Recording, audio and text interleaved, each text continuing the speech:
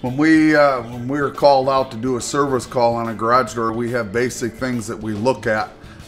First one is that we look at is we manually roll the door up and down. We look at the operation of the door. We make sure that nothing's broke.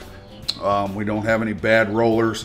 We're looking for a roller that is pretty healthy, and how I check that is I compare the roller to the stem and make sure that it's not wore out. If it is, I replace it.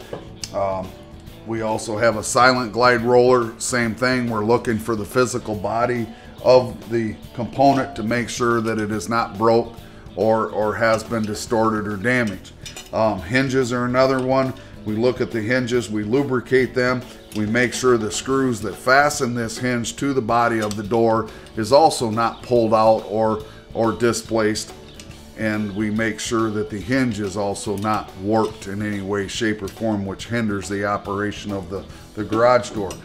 So we will roll that up and down, we'll listen to the door, we'll oil all the rollers and the hinges, and we'll inspect everything.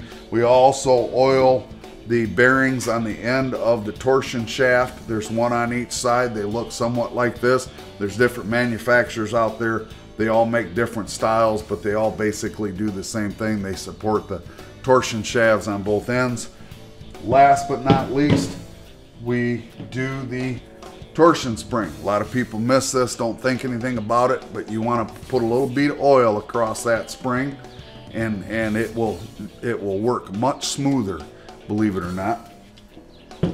We also have an extension spring system that we use that it's not as common as it used to be. It's a spring with a 3-inch pulley on the end, and there's bearings in that, and you want to look at that and make sure that that is all rolling smooth and that there aren't any bearings going out or anything like that.